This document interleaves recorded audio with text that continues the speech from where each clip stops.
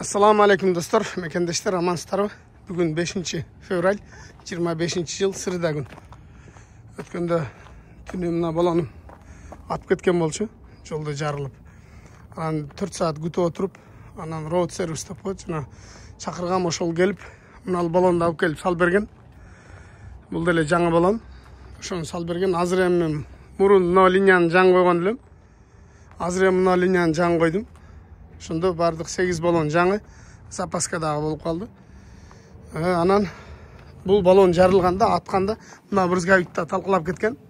Азыр кече күнү ошол брызговикти, мына кармагычтардын баарын жаңы койдум. Көрдүңөр, жап-жаңы балон. Азыр баардыгы комплект болуп калды, Кудайга шүгүр. Запасканы могу жерге мындай байлап койдум. Өзү ушул атайын запаска тура тургандай кылып эсте кылыш керек эле, убакыт болбой калды. Ушундай байлап турдум. Муну жинжир менен байлаш керек. Азырынча стрэп менен мындай тартып койдум. Бир жинжир алып туруп, ошону дагы жакшынакы тартып койсок, буюрса болот.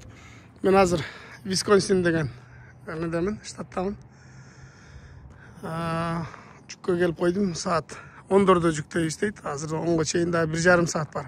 Топко коюп коер дегенин коюп койдум. Ага чейин сиздерге кыскача бир обзор. Машина гир. Алдыңкы дөңгөлөктөр азырынча жүрүп турат. Пока жакшы эле. Bir 2 ай жүрүп турса, андан алмаштырабыз. Артында 8 дөңгөлөк жаңы болуп калды. Трейлердин дөңгөлөктөрүнүн баары жаңы. Анан кече күнү ошол дөңгөлөк менен чогуу эле, дөңгөлөк менен азыр мен бул жагын көргөздүм да.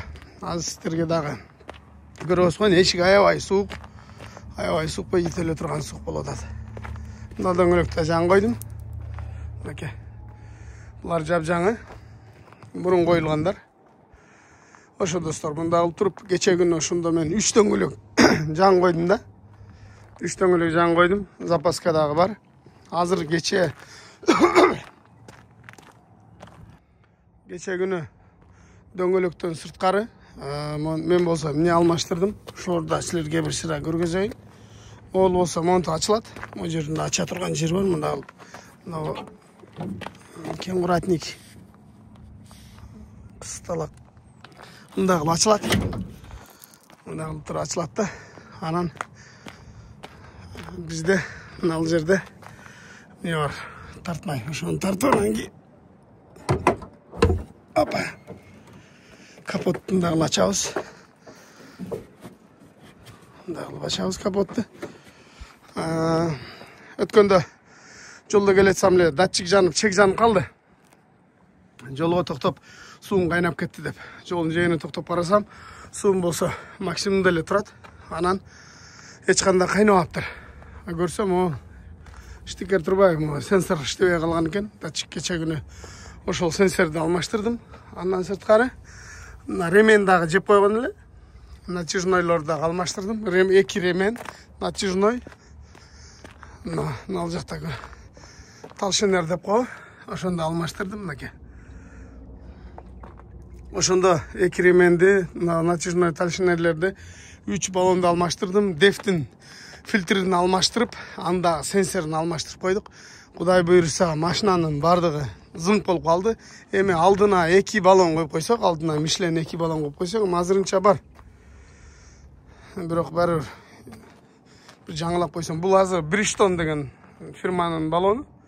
Bridgestone. Анан кийинкисинде мен неме коеюн деп атам. Бул жели азайгандай көрүнүп атат, бирок жер ушундай экен. Жели жакшы эле. Bridgestone деген баллон коеюн деп бул Bridgestone да. А мен болсо эмне коеюн деп атам? Мишлен коеюн деп атам. Буюрса. Кече күнү дефтин ал жакта, ошонун астында фильтр турат. Өткөндө деф кармап калган жолдо. Анда жасаттым. Дефти жасаттым. Фильтрлерин алмаштырып, сенсорун алмаштырып, бул ремендерди алмаштырып, 3 дөңгөлөк койдум. Бир сыра обследование, баягы мындайча айтканда, бир сыра көздөн өткөрдүк. Ошонун бардыгына силерге азыр айтайын, канча мен акча кетип калды. Баягы көпчүлүгү Америкада трак айдаганда акчаны жөнүнөн эле мындай расходу жок эсептеп алышат да. Жок, ушундай күтүлбөгөн расходдор болуп калат. Мен кече күнү ушулардын баарын жасатканда 6000 ашыгыраак акча кетип калды. 6000 сомбу деп жүрбөгүлө, 6000 сомго бир дөңгөлөк дагы бербейт, билесиңер. Мен азыр мына дөңгөлөктөн бир дөңгөлөк $330. бир дөңгөлөк $330. Мен өткөндө айтканмын, жолдо жарылып калып, мына дөңгөлөктү road service чакырганмын, келип салып берип кетиши $932 болгон бир дөңгөлөк. Азыр эми мен да жолдо жарылып калбайм, берки мына линия эски болчу деп 3 дөңгөлөк койдурдум, ошондо бардыгы жаңы болуп калды. Эми бир дөңгөлөктүн ордуна $932, азыр $330 3 дөңгөлөк коюп койдум. Билесиңер, мен мурун кимде-ким менин видеому эфирде көргөн болсо, эфирде мына катарды бир линияны жарып алганбыз, жанагы таразага кирип атканда темир тебелеп кетип, бир линияны жарып алганда, ошондо мына 2 дөңгөлөк койгонбуз. 2 пар кылыпчы. Ошон үчүн мындай крес болуп калды да. Бул 2 бир пар, калган 6 бардыгы бир окшош. Ошон үчүн бул бөлөк болуп калган, жолдон салдырганбыз. Бул жолдон салдырганда 2 дөңгөлөктү $1150 салдырганбыз да. 2 дөңгөлөктү. Көрдүңөр? Жолдон муну мен сервиске барганда салдырганмын да. Сервиске барып, салдырган үчүн ошо 2 дөңгөлөк $1150 болгон. Жолго мага келген үчүн жана чакырасың го, вызов эле $300 экен, дөңгөлөк өзү $350. Анан салып бериши менен ошол жанагы услугасы, жана такс деп коет, жанагы налогу менен $932.26 болду. Тагыраак айтканда 4 саат күтүп отурдум. Күтүп жаттым, түнкү саат 12-де жарылып калган болчумун.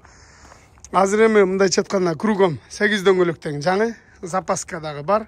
Эми алдыңкы дөңгөлөккө келген болсок, алдыңкы дөңгөлөк дагы бир аз жүрүп турат. Бул Bridgestone жакшы эле фирма, бир аз жүрүп турат. Анан кийин алмаштырабыз буюрса, алдыңына 2 Michelin коебуз. Өткөндө мойка кирсем, мойка очередткен жүгүм бар эле, убактым жок, кетип калганмын. Күн да катуу суук болуп атат. Анан ар жерде ар кандай погода. Машинаны алдын бир жууп койсок, Кудай буюрса. Мындай кылып туруп эле жаап, мынанысын тартып коебуз, мындай кылып жабылат. Мындай кылып тартып коебуз, жабылат. Анан капотто болсо мына жерден мындай көрүнүп атабы, көрүнбөй атабы. Мындай кыскасы крючок бар, ошону тартып коебуз. Ошо достор, ушинтип машинаны бир сыйра мындай керектүү жагдайларын, фильтрлерин алмаштырып, ремен алмаштырып, баллон салыш менен дефти дагы жасатыш менен $6,200 кетип калды. Кече күнү эле. Эми элестеткиле, $6,200 деген не деген акча? Бир машинанын акчасы да. Ушундай кетип калат. Күтүлбөгөн. Билбейсиң, техника качан бузулуп калат. Буга 2020 экен, чыкканына 5 жыл болуптур. 2025-жылы чыккан машина деле бузулуп калат баы. Анан ошого баягы эсептегенде бир аз ушундай расходторун да кошуп эсептеш керек да, расходторун да кошуп айтыш керек. Ошо достор, машина болсо мындай жаман жолдо жүрдүм эле. Бүйүт шалтай малтай болуп кетти. Буюрса. Анан дөңгөлөктөргө калпак кадашым керек болуп атат. Өзү бул дискалары алюминиевый. Анан жанма, мен мону өткөндө жууганмын. Солярка менен жуусам кетпей койду. Андан көрө буга жакшынакай калпак кадап коюшум керек. Наркөт беркөтүнө. Алдыңкы дөңгөлөктөрү дагы алюминиевый мындай.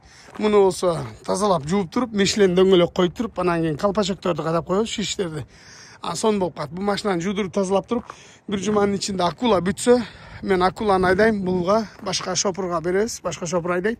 Ошо шопур дагы жолдо мага окшоп кыйналбасын, күтүп жатпасын деп, дөңгөлөктөрдү да жаңгылап, дефти дагы оңдоп, машинаны дагы бир сыйра май сайын которуп, бардыгын тазалап, жакшынакай кылып койдум. Кудай буюрса, ким айдаса да кыйналбайт. Ошо достор, күн аябай суук экен, кол болсо тоң калды. Силерге кыскача болсо дагы видео тартып көргөзүп коеюн. Бүгүн 5 февралдын эсебинен азыр мен Висконсинде турам. Кете турган жагыбыз Пенсильвания. 2 күн кече күнү Чикагода эс алдык. Машинаны жасатканча машинаны жасатып, бир күн кечке, андан кийин бир күн эс алып, чай пай ичип дегенде балдарга жолугуп ошондой кылдык. Күн болсо мындай бир аз чыгым ишетип атат, бирок ошончо да аябай суук. Жөн эле ителе турган суук экен да. Онда классик норд турат. Бул жерде жанагы катер лодкаларды саткан жай экен да. Ушундай экен достор. Анан кимде-ким каттал элек болгон болсо, катталышты унутпагыла. Биздин YouTube каналыбыз 179 миңге чукулуп калды. Сиздер катталсаңыздар 179 миң, андан да көп болобуз. Анан Instagram баракчама кыскача видеолор чыгып турат. Ошол жака да катталышты унутпагыла. Instagram баракчам ссылкасы в описанияда болот.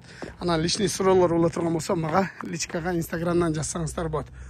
ошо достор могу жерге болсо бир жинжир алып же болбосо астына мындай кое турган жасап кое турган болсок бардыгы мыйзам чегинде болот. Запасканы алып алган менен бирок өзүң сала албайсың да жолдон. Ошонусу бар, өзүң сала албайсың. Бирок роуд сервис чакырат. Чакырганда дөңгөлөгүм бар, келип эле сал бер десең, келип эле сал бересиз. Эми бул на всякий случай, на всякий пожар да, эми дөңгөлөктөрдүн баары жапжаң болгондон кийин муну мына 1 ай алдын эле салганбыз дөңгөлөктөрдү. Жапжаң. Эми болсо алардын баарын салып койдук. Дагы болсо 1 айдан кийин дагы иштеп турсак, тыйын кылсак, алдына 2 дөңгөлөк коюп кое турган болсок, болду Кудай буйрса. Машина өзү мотор коробкасы дефти жасатып койдум, проблема жок. Кудайга шүгүр, Кудайга шүгүр. Ошо достор, ассаламу алейкум. Кимде компания издеп жүргөн болсо, биздин Go to Careers'ке келгиле. Amazon'дагы, көчө жүк дагы, драйвен дагы бар. Бирок азыр драйвен жакшы болуп атат.